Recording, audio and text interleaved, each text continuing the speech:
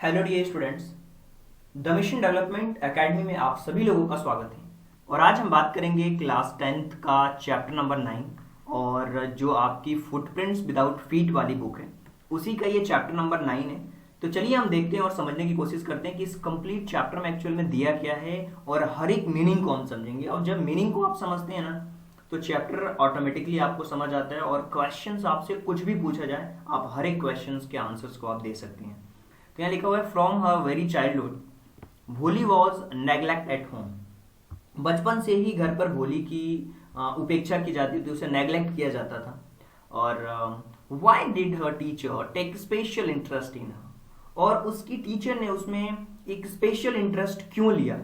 Did भोली major up हर teachers expectation, क्या भोली ने अपनी शिक्षक की उम्मीद पर खरी उतरी। तो यहाँ पे बहुत ही सिंपल वे में एक्सप्लेन किया गया है और आप देखोगे। और सबसे पहले हम ट्रांसलेशन को देखेंगे, उसके बाद इस चैप्टर के ऊपर बेस्ड जो भी इंपॉर्टेंट चीजें हैं उन सारी चीजों को हम देखने वाले हैं। यहाँ लिखा हुआ है कि her name was Sulekha but since her childhood everyone had been calling her Bholi the simpleton. बचपन से ही आप कह सकते हो कि हर नेम वॉज सुलेखा, उसका नाम सुलेखा था। बट सिंस हर चाइल्डहुड, लेकिन बचपन से ही हर कोई उसे भोली यानी कि बुद्धू कह के बुलाता था, सिंपलेटन कह के बुलाता था। She was a fourth daughter of Numberdar Ramlal. When she was 10 months old, she had fallen off the cot on her head and perhaps it had damaged some part of her brain. That was why she remained a backward child and came to be known as Boli, the simpleton. वह रामलाल की चौथे number की बेटी थी, fourth daughter, और वह 10 महीने की थी तो वो खटिए से सिर के बल गिर गई थी। When she was a 10 month old, she fallen off the cot of the head. मतलब जो खटिया होता है कॉट, उसके ऊपर से वो गिर गई थी। Perhaps it damaged some part of her brain, और शायद उसके दिमाग का कुछ हिस्सा डैमेज हो गया था, क्षतिग्रस्त हो गया था। और यही वजह थी कि वो एक पिछड़ी बच्ची बनी रही। That's why she remained a backward child and came to known as भोली। और यही कारण था कि वो एक पिछड़ी बच्ची बनी रही यानी कि भोलू, उसे बुद्धू के नाम से वो जानी जाने लगी। At the birth the child was very fair and pretty, और जन्म के समय से बच्ची बहुत ही गोरी और सुंदर थी। But when she was 2 years old, she had an attack of smallpox. लेकिन जब वो 2 साल की थी, आप कह सकते हो कि उसको क्या हो गया था, स्मॉल पॉक्स हो गया था। स्मॉल पॉक्स को हम कहते हैं हिंदी में चेचक। और only the eyes were saved but entire body was permanently disfigured by the stay black pock marks. Little Sulekha could not speak till she was 5, and when he at the last learned to speak, she stammered, and other children after made fun on the mimicked her. As a result, she talked very little. अब हुआ क्या, जब उसे small pox हो गया था, चेचक हो गया, तो केवल उसकी आंखें बच गई थी। पूरे शरीर पे गहरे काले आप कह सकते हो कि निशान स्थायी रूप से उसको बिल्कुल परमानेंटली डिसफिगर्ड कर दिया था, विकृत कर दिया था। छोटी सुलेखा 5 साल होने तक वो बोल नहीं सकी। Little Sulekha could not speak till the 5। जब अंत में उसने बोलना सीखा and last he learn to speak, वह हकला कर बोलने लगी, stammered. The other childrens often make fun, जो दूसरे बच्चे थे उसका अक्सर मजाक उड़ाते थे, मिमिक करते थे, उसकी नकल करते थे। So that's why as a result she talked very little, और इस वजह से इसके फलस्वरूप ये बहुत कम बात करती थी, right. Ramlal had 7 children, 3 sons and 4 daughters, and the youngest of them was Bholi. It was prosperous former household and there was plenty to eat and drink. All the children except Bholi were healthy and strong. Ramlal had 7 children, और रामलाल के कह सकते हो कि 7 बच्चे थे, 3 लड़के थे, 4 बेटियां थी, और जो भोली थी वो सबसे छोटी थी। It was a prosperous farmer household and there was plenty to eat and drink, और आप कह सकते हो कि उसका जो घर था वो किसान का बहुत ही समृद्ध था, वो खाने पीने के लिए बहुत कुछ था। भोली को छोड़कर सभी बच्चे स्वस्थ और मजबूत थे। Except Bholi, they were healthy and strong. The son had been sent to the city to study schools and later in the college. और जो बच्चे थे, दूसरे बेटे जो थे, वो शहर में स्कूलों में पढ़ने के बाद कॉलेजों में पढ़ने के लिए उनको शहर भेजा गया। बेटियों में सबसे बड़ी राधा थी। Of the daughter Radha was the eldest, had already married, जिसकी पहले ही शादी हो चुकी थी। And the second daughter was Mangala's marriage, had also been settled, and then that was done. Ramlal would think the third Champa, and they were good looking, healthy girls, and it's not difficult to find bridegrooms for them. और आप कह सकते हो कि उसकी जो दूसरी बेटी थी, पहली बड़ी बेटी राधा थी, उसकी पहले ही शादी हो चुकी थी। दूसरी बेटी मंगला थी, उसकी भी शादी हो चुकी थी और तय हो चुकी थी, हो जाएगी। तीसरी बेटी चंपा के बारे में सोचेंगे और वो अच्छी दिखने वाली एक स्वस्थ लड़की है, तो उसके लिए ब्राइड ग्रूम ढूंढना ज़्यादा कठिन काम नहीं था, मुश्किल ढूंढना नहीं था, right. But Ramlal was worried about भोली। लेकिन रामलाल जो थे वो भोली की चिंता सता रही थी। न तो वो सुंदर थी और न ही वो इंटेलिजेंट थी। So Bholi was 7 years old when Mangala was married. Bholi 7 साल की थी जब मंगला की शादी हुई। And the same year primary school girls was open in their school village. The tehsildar Sahib came and perform it's opening ceremony. He said to Ramlal, as a revenue official, you are representative the government in the village. So you must set an example to the villagers. You must send your daughter to school. The night when Ramlal consulted his wife, she cried, are you crazy? If girl go to school, who will marry them? But Ramlal had not courage to disobey Tehsildar. At the last, his wife said, I will tell you what to do. Send Boli to school, and it is their little chance to her getting married. And with her ugly face, lack of sense, let the teacher schools worried about her. So हुआ क्या कि भोली जब वो 7 साल की थी तो उसी गांव उसी वर्ष में लड़कियों के लिए एक प्राथमिक विद्यालय खोला गया। तहसीलदार साहब उसको उद्घाटन करने आई थी, तो उन्होंने रामलाल से कहा, एक राजस्व अधिकारी होने के नाते आप इस गांव के सरकार के प्रतिनिधित्व हैं, प्रतिनिधि करने वाले हैं, आप रिप्रेजेंटेटिव हैं। सो आपको क्या करना पड़ेगा, सबसे पहले आपको एक एग्जाम्पल सेट करना होगा गांव वालों के लिए। अपनी बेटियों को स्कूल भेजना चाहिए। You must send your daughter to school. और यहाँ पे लिखा हुआ, the next day Ramlal caught Bholi by the hand said. और अगली भोली के लिए वो बिल्कुल क्या थे, वो वरीड थे। Bholi Ramlal had courage to disobey tehsildar. और जो भोली थी और वो दैट नाइट, उस रात रामलाल ने अपनी पत्नी की सलाह ली, तो वो चिल्लाई, आप पागल हैं क्या? अगर लड़कियां स्कूल जाएंगी तो उनसे शादी कौन करेगा? लेकिन रामलाल के अंदर तहसीलदार की अवज्ञा की, उसको मना करने की बिल्कुल भी हिम्मत नहीं थी, डिसोबे करने का कोई भी हिम्मत नहीं थी। अंत में उसने पत्नी से कहा कि मैं आपको बताऊंगी कि क्या करना है, भोली को स्कूल भेज दो। जैसा कि उसके बदसूरत चेहरे और बुद्धि की कमी के कारण उसकी शादी होने की संभावना कम है, स्कूल में शिक्षकों को उसके बारे में चिंता करने दो। The next day Ramlal caught Bholi by the hand and said, come with me. अगले दिन रामलाल भोली का हाथ पकड़कर कहा उन्होंने, कम विथ मी, मेरे साथ आओ। I will take you to school, मैं तुम्हें स्कूल ले जाऊंगा। भोली वॉज फ्रिटेंड, भोली भयभीत हो गई। She did not know what school was like, और उसको ये नहीं पता था कि स्कूल कैसा होता है। She remembered how few days ago their old cow Lakshmi had been turn out the house and sold. और स्कूल कैसा होता है, उसे याद आया कि कुछ दिन पहले उसकी जो बूढ़ी गाय थी लक्ष्मी को घर से बाहर निकालकर भेज दिया गया था।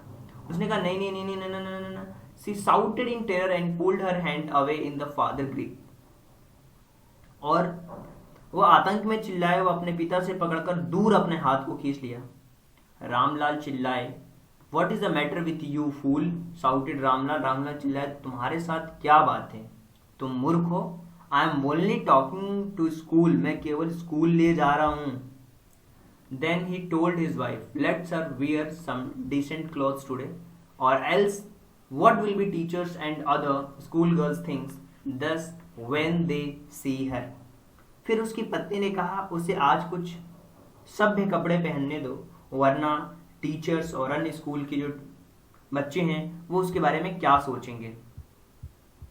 सो new clothes had been made for Bholi, और भोली के लिए नए कपड़े बनाए गए थे. The old dresses was her sister were passed to her and no one care to mend and wash her clothes. But today she was lucky to receive a clean dress which had shrunk after many washing and no longer fitted चंपा. और जो भोली के लिए अभी नए कपड़े नहीं बनाए गए थे, नेवर बीन मेड फॉर भोली, राइट, उसकी बहनों के पुराने कपड़े उसी को दिए जाते थे. किसी को भी उसके कपड़े ठीक करने या धोने की परवाह नहीं थी. No one carried meant to wash her clothes, but today she was lucky to receive a clean dress. लेकिन आज वह भाग्यशाली थी कि उसे एक अच्छी साफ ड्रेस मिल रही थी जो कई बार धोने के बाद सिकुड़ गई थी. अब चंपा के लिए वो छोटी थी. उसे भी नहलाया गया और उसके सूखे और मटमैले बालों में तेल भी मला गया. केवल तब उसे विश्वास हुआ कि ऐसी जगह पर ले जाया जा रहा है जो घर से बेहतर है. Will she was being taken place better her home. So when they reached school the children were already their classrooms. और जब वे स्कूल पहुंचे तो पहले ही बच्चे कक्षाओं में थे. Ramlal handed over his daughter to his headmistress left alone.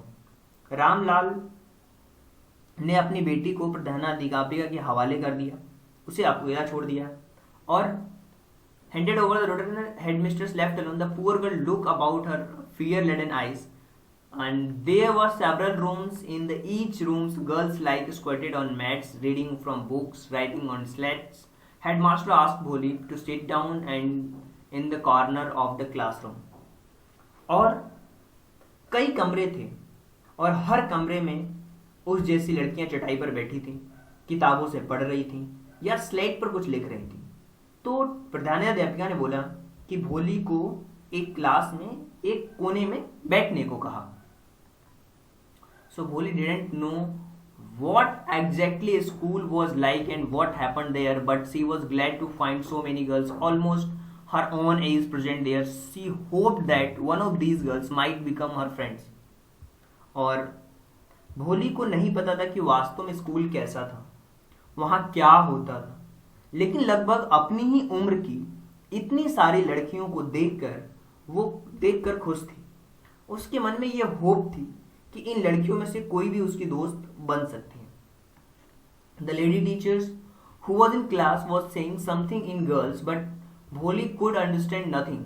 She looked at pictures on the wall and colours fascinate her. Her horse was brown just like horse which on Tehsildar had come to visit their village. The goat was black like a goat, their neighbor. The parrot was green like a parrot. She had been mango orchard, and cow was just like a Lakshmi. And suddenly Bholi noticed that teacher was standing by the side and smiling at her. What's your name, little one? So she could stammer and no further than that. And the lady teacher, class में मौजूद जो महिला teacher थी वो कुछ कह रही थी, लेकिन भोली को कुछ भी समझ में नहीं आया. She looked at pictures on the wall. उसने अपनी पिक्चर्स को एक वॉल पर देखा, तस्वीरों पर लगी तस्वीर को देख रही थी. उसको रंग उसे मोहित कर रहे थे, right. She could pictures on the wall, the colour fascinate her. Her horse was brown just like her, like the horse on the which tehsildar had come to visit the village. और जिस पर तहसीलदार उनके गांव का दौरा करने आया था, बकरी उनके पड़ोसी की बकरी की तरह काली थी और तोता उनका तोतों से भी हरा था. जिन आम के बाग को देखा था, गाय उन्हीं लक्ष्मी की तरह थी. और अचानक भोली को देखा, शिक्षिका साथ में खड़ी थी, उस पर मुस्कुरा रही थी. What is your name? फिर उसने पूछा कि आपका क्या नाम है, छोटी बच्ची. तो वो कहने लगी जैसे आदमी क्या कहता है स्टैमर्ड, जो हकलाता भोली.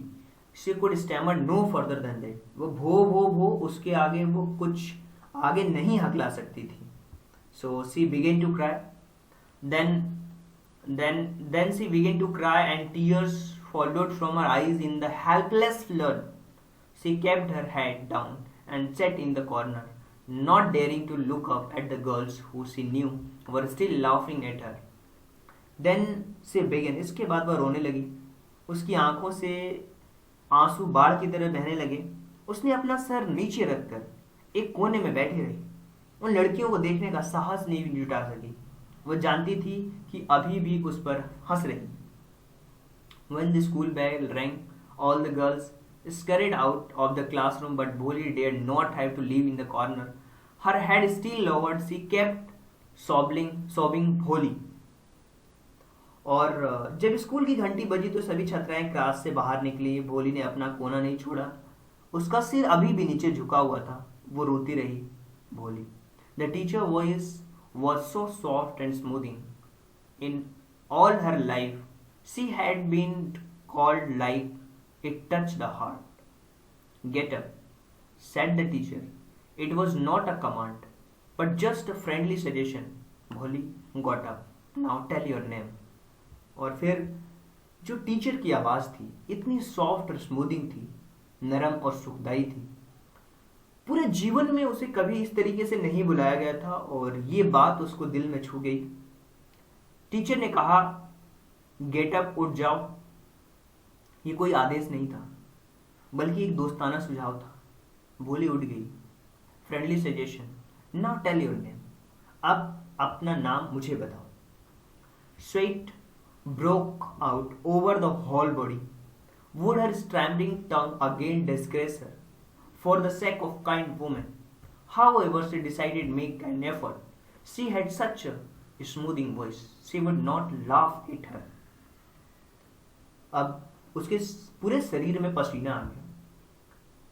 क्या उसकी ये जो हकलाने वाली जीव है फिर से उसे डिसग्रेस करने वाली है, अपमानित करेगी.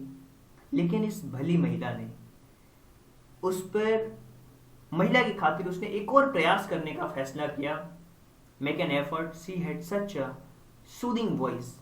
Would not laugh at her. और उसकी आवाज इतनी सुखदाई थी कि उस पर नहीं हंसेगी. उसने भो भो भो भो भो करके सी अगेन बिगिन स्टैमर्ड. फिर से वो हकलाने लगी. उसने कहा, well done well done well done. So come on now the full name. फिर वो उसने कहा, वेल डन, बहुत अच्छा बहुत अच्छा. उसे प्रोत्साहित किया, बहुत अच्छा, चलो पूरा नाम बताओ. Bholi. At the last she able to say it felt relieved if it was a great achievement. और अंत में वो कहने में सक्षम थी, भोली, राहत महसूस की, जैसे कि उसके लिए बहुत बड़ी उपलब्धि. Well done. The teacher पैटेड her affectionately and said, put the fear out of your heart and you will be able to speak like everyone else. Bholi look up as if ask really. उसने कहा, बहुत अच्छा. Teacher ने प्यार से उसके पीठ को थपथपाया. डर को दिल से निकाल दो और तुम हर किसी की तरह बोल पाओगी. भोली look up.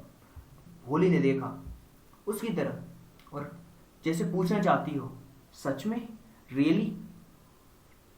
Yes, yes, yes. It will be very easy. You just come to school every day. Will you come? भोली ने ऊपर देखा जैसे पूछना चाहती हो, सच में? हाँ हाँ, बहुत आसान हो जाएगा, बहुत आसान हो जाएगा. तुम बस रोज स्कूल आओ. क्या तुम आओगी? भोली नोड. भोली ने सिर हिलाया. नो, से इट अलाउड. नो. उसने कहा, नहीं. Yes yes yes. भोली herself atoned and had been able to say. और नहीं, इसे जोर से कहो. उसने कहा, यस यस यस यस. नहीं, इसे जोर से कहो. हाँ हाँ हाँ. भोली खुद हैरत में पड़ गई कि यह कहने में सफल रही है. हाँ हाँ हाँ. Did it I tell you? Now take this book. क्या तुमने मुझे नहीं बताया? अब इस किताब को ले लो. The book was full of nice pictures, and pictures were in color. Dog, cat, goat, horse, parrot, tiger, cow, just like a Lakshmi. and with her pictures was a word in a big black letters. जो books थी ना बहुत ही किताबों से भरी हुई थी और तस्वीरें बिल्कुल रंगीन थी, कुत्ता, बिल्ली, बकरा, घोड़ा, बाघ, लक्ष्मी की तरह एक गाय, और हर तस्वीर के साथ बड़े और काले अक्षरों में लेटर्स में लिखे हुआ था, सब लिखे हुए थे। In a 1 month you will be able to read this book, then I will give you a bigger book, then still bigger one. In this time you will be more learned than everyone else in the village. Then no one will able to laugh at you. People will listen to you with respect and you will be able to speak without slightest stammer. Understand? Now you go and come back early tomorrow morning. In a month, 1 महीने में तुम इस किताब को पढ़ सकोगी, फिर मैं तुम्हें एक बड़ी बुक दूंगी, उसके बाद इससे भी एक बड़ी। कुछ समय में तुम गांव में किसी और से ज्यादा विद्वान होगी। तब तुम पर कोई भी नहीं हंस पाएगा, लोग सम्मान के साथ तुम्हारी बात सुनेंगे और तुम जरा हकलाहट के बिना बोल पाओगी। समझी? अब घर जाओ, कल सुबह जल्दी वापस आना। Bholi felt as if suddenly its all bells in a village temples were ringing and trees in front in schoolhouse and blossom into the big red flowers. Her heart was throbbing now new hope and new life. भोली को ऐसा लगा जैसे अचानक गांव के मंदिर में सारी घंटियां बजने लगी हों, स्कूल घर के सामने लगे बड़े पेड़ फूलों से खिल उठे हों। उसका दिल एक नई होप और एक नई जिंदगी के साथ धड़क रहा था। और इस प्रकार ये साल बीत गए। 10 years passed. The village became a small town. अब ये जो गांव था एक छोटा सा कस्बा बन गया था, टाउन बन गया था।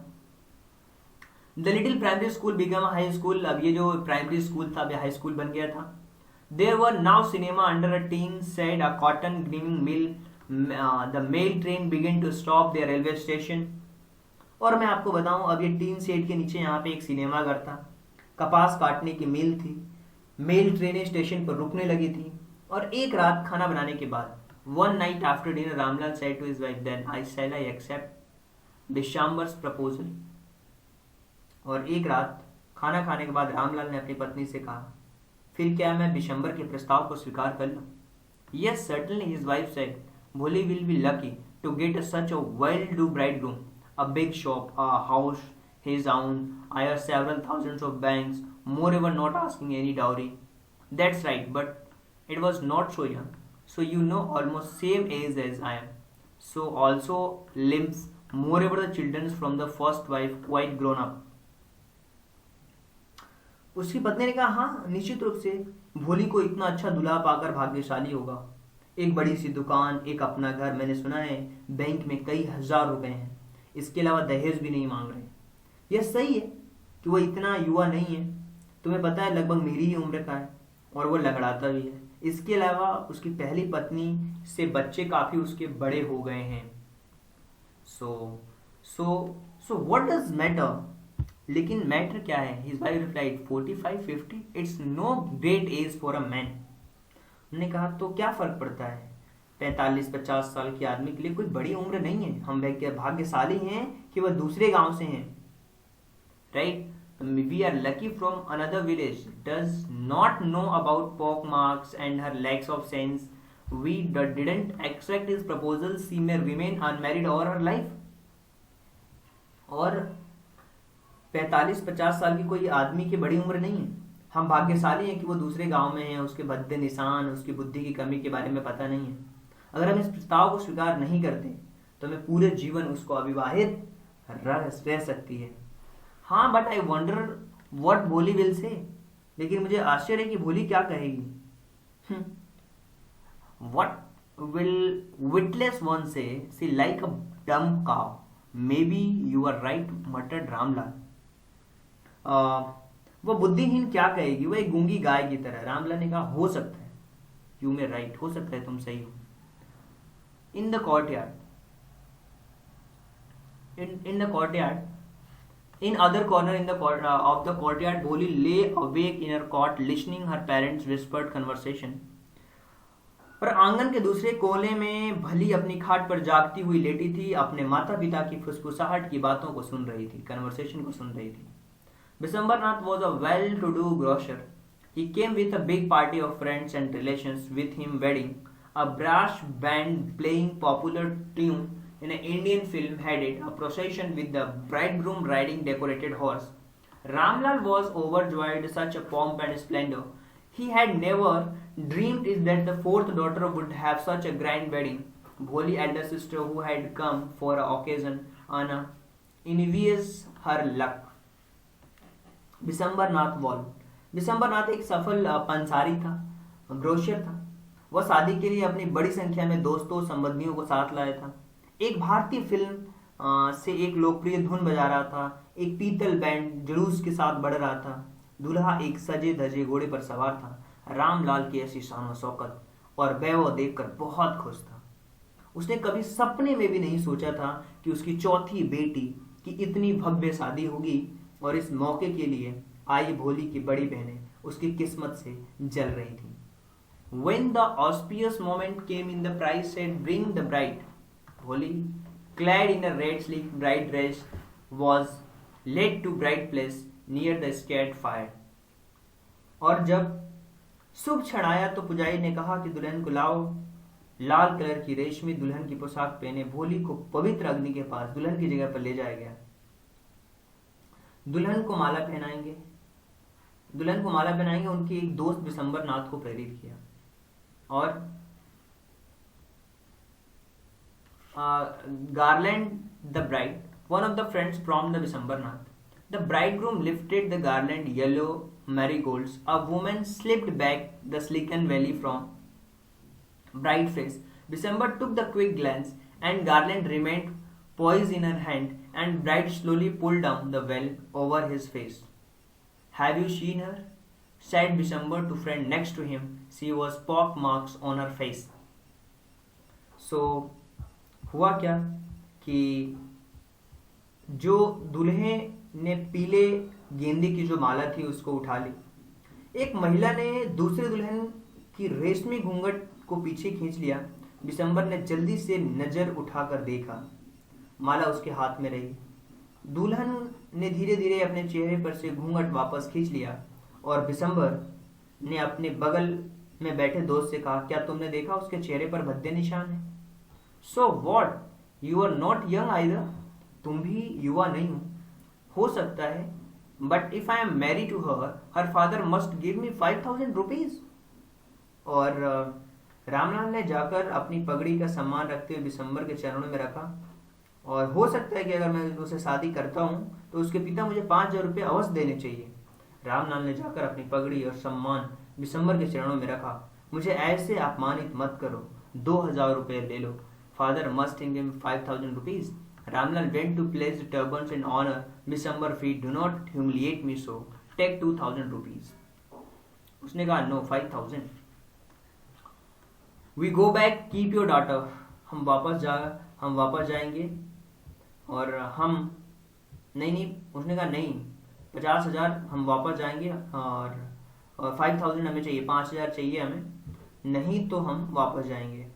थोड़ा विचारशील बनिए, अगर आप वापस जाते हैं तो गांव में कभी भी अपना चेहरा नहीं दिखा सकते, तो लाओ 5000 रुपये। Then out with 5000। If you little considerate please if you go back. I can never show my face in a village. Tears streaming down his face, Ramlal went in, open in the safe and counted out the notes. He placed the bundles at the bridegroom's feet. और यहाँ पे आप कह सकते हो कि tears streaming down, उसके चेहरे के आंसू नीचे बह रहे थे। रामलाल अंदर गया, तिजोरी खोली, नोटों की गिनती की, बंडल दूल्हे के पैरों में रख दिए। दिसंबर के लालची चेहरे पर विजयी मुस्कान आ गई। उसने जुआ खेला था और जीत हासिल की थी। उसने घोषणा की, मुझे माला दो। दिसंबर greedy face appeared the triumphant smile he had glamoured on the wing. Give me garland, he announced. वो घोषणा की कि मुझे माला ला के दो। और फिर हुआ क्या, फिर उसके बाद और once again Valley was slipped back and bright faced, but this time eyes were not downcast. She was looking up, looking straight, her prospective husband's. In her eyes, there were neither anger nor hate, only cold contempt. एक बार फिर दुल्हन के चेहरे से घूंघट हटाया गया, लेकिन इस बार उसकी आंखें झुकी नहीं, उस पर देख रही थीं, सीधे अपने भावी पति को देख रही थी। उसकी आंखों में न तो गुस्सा था न ही नफरत, केवल ठंडी अवमानना थी। December raised the garland and placed it round bride neck, but before he could do, Bholi hand struck down like a streak lightning. Her garland was flung into the fire. She got up, threw away the veil. दिसंबर ने माला को दुल्हन के गले में डालने के लिए उठाया, लेकिन इससे पहले वह ऐसा कर पाते भोली ने अपने हाथ बिजली की कौंद की तरह मारा और माला आग में गिर गई। वो उठी और घूंघट फेंक दिया। उसने कहा, पिताजी। सेड भोली ने क्लियर एंड लाउड वॉइस। भोली ने स्पष्ट और तेज आवाज में कहा, पिताजी। और उसके पिता, माँ, बहनें संबंधी जरा भी हकलाहट के बिना उसकी बात सुनकर चौंक रह गए। पिताजी, in a clear loud voice. Her father, mother, sister, brothers, relation, neighborhood were started to her, speaking without even slighted stammer. Take your money. अपने पैसे वापस ले लो। मैं इस आदमी से शादी करने नहीं जा रही हूँ। I am not going to marry this man. Ramlal was thunderstruck. The guests began to whisper, so shameless, so ugly, so shameless. Ramlal ने कहा, वो ब्रजपात हो गया था। मेहमानों ने कानाफूसी कर दी, इतनी बेशर्म, इतनी बदसूरत और इतनी बेशर्म। बोली, are you crazy? Shouted Ramlal, you want to disgrace your family? Have you some regard our इज्जत?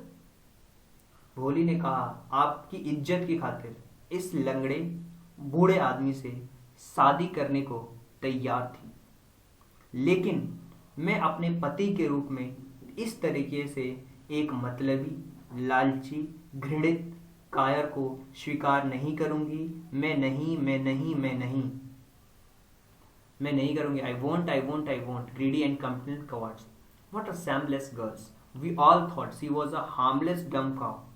कितनी बेशर्म लड़की है। हमको लगा कि वो एक हानि रहित गूंगी गाय है। But Bholi turned violently and on the old woman. Yes. Bholi turned violently and old woman. Yes, auntie, you are right. You all thought I was dumb-driven cow. That why you wanted to hand me over this heartless creature. But now the dumb cow is a stammering fool is speaking. Do you want to hear more? भोली ने बूढ़ी औरत पर हिंसक रूप से पलटवार करते हुए कहा, आंटी, तुम सही हो। तुम सबने सोचा कि मैं एक गूंगी संचालित गाय हूं। बहुत ही यही कारण है कि आप मुझे इस बेरहम प्राणी को सौंपना चाहते हो, लेकिन अब गूंगी गाय हकलाने वाली मूर्ख बोल रही है। और क्या अधिक सुनना चाहते हैं?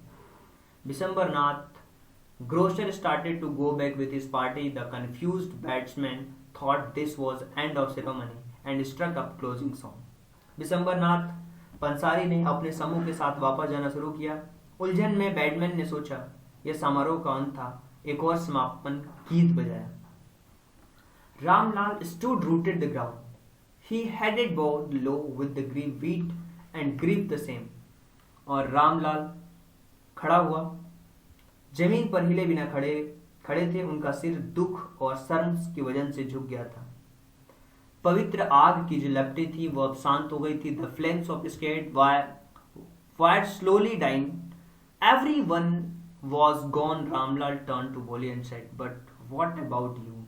No one will ever marry you. What will she do with you? हाँ, तो पवित्र की जो आग की लपटें थी वो शांत हो गई थी। हर कोई चला गया था। रामलाल ने भोली की ओर रुक किया और कहा, तुम्हारे बारे में क्या? अब कोई तुमसे शादी भी नहीं करेगा। हम तुम्हारे साथ क्या करेंगे? And Sulekha said in the voice that calm and steady, don't you worry, Pitaji. In your old days, I will serve you, and mother, I will teach in the same school where I learned so much. Is not right, man. तो उसने कहा, सुलेखा ने एक स्वर में कहा, शांत और स्थिर थी, चिंता मत करो पिताजी, तुम्हारे बुढ़ापे में मैं तुम्हारी और माँ की सेवा करूंगी और मैं उसी स्कूल में पढ़ाऊंगी जहाँ पे मैंने सब कुछ सीखा। क्या यह सही नहीं है ma'am? Is it not right ma'am? The teacher had all along stood in the corner watching the drama. Yes बोली, of course, she replied, and smiling eyes was like deep satisfaction that artist feels when contemplating the contemplation of the masterpiece. Teacher पूरे समय से कोने में खड़ी थी, नाटक देख रही। उसने जवाब दिया, हाँ भोली, जाहिर है, और मुस्कुराती हुई उसकी आंखों में गहरी संतुष्टि की रोशनी, जैसा कि एक कलाकार को लगता है जब उसने मास्टरपीस के पूरा होने पर विचार कर रहा होता है।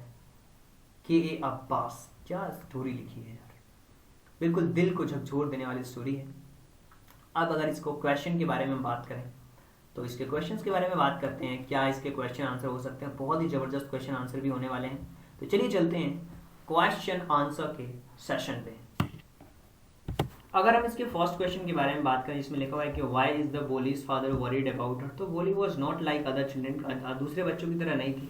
She felt of caught as a child due to which is a brain in slightly damaged, the learned to speak very late, used stammer, her face, whole body is covered with the pockmarks. Thus the father was worried about the marriage prospect. So what unusual reason Woli sent to school? Government official ने कहा था तहसीलदार से, इसलिए उसने भेजा था, नहीं तो भेजना नहीं चाहता था अपनी डॉटर को। और ये इसका आंसर है। देखिए स्क्रीनशॉट लेते रहिए ताकि आपको आइडिया लग पाए। देखिए हो सकता है इस पेज नंबर्स में थोड़ा डिफरेंसेस हो, लेकिन आप क्वेश्चन पे ध्यान रखिए। Does Bholi enjoy the first day to school? Yes, वो पहले दिन बहुत डरी हुई थी। और ये देखिए ये क्लासरूम है यार, टाइपिंग करने वाले भी ना यार मिस्टेक करते रहते हैं, ठीक है। वॉल अट्रैक्टेड हर, ये सारी चीज़ें थी क्लासरूम की, और उसे वॉल अट्रैक्ट कर रही थी। Does a fine teacher different from people at the home? Yes, neglect, घर पे उसको नेग्लेक्ट किया जाता था, स्कूल में काफ़ी उसको अच्छा फील होता था, इंकरेज करते थे। अब आगे देखें हम, why Wally parents accepted Vishambar's marriage proposal? तो ये है क्योंकि well to do grocer and not ask any dowry, कोई डाउरी के बारे में बात नहीं करी थी। और why does not marry take place? Marriage के टाइम पे विशंबर ने डाउरी की डिमांड की 5,000 रुपये, और उसने भोली को देखा कि वो पोक मार्क्स फेक्स हैं उसके चेहरे पर, Ramlal, no choice but to pay, but Bholi refuse to marry the greedy man, इस लालची आदमी से शादी करने के लिए उसने मना कर दिया।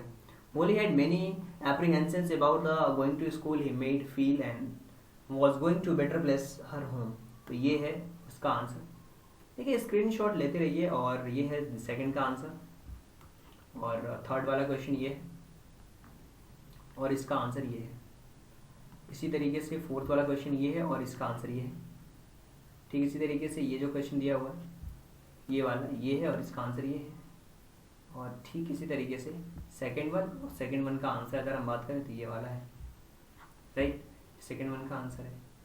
और इसी तरीके से थर्ड वन का आंसर ये है। सो आई होप कि ये जो चैप्टर है, ये चैप्टर आप लोगों को बहुत अच्छी तरीके से समझ आया होगा। अगर आपको लगता है कि फिर भी कोई डाउट है या किसी भी तरीके की कोई समस्या है तो आप कमेंट बॉक्स में कमेंट भी कर सकते हैं। So thank you so much and thanks for giving your precious time at the last. God bless you. Thank you so much. इस नंबर पे आप हमारे साथ जुड़ सकते हैं डाउट और सजेशन के लिए। So thank you so much and thanks for giving this precious time. Thank you so much.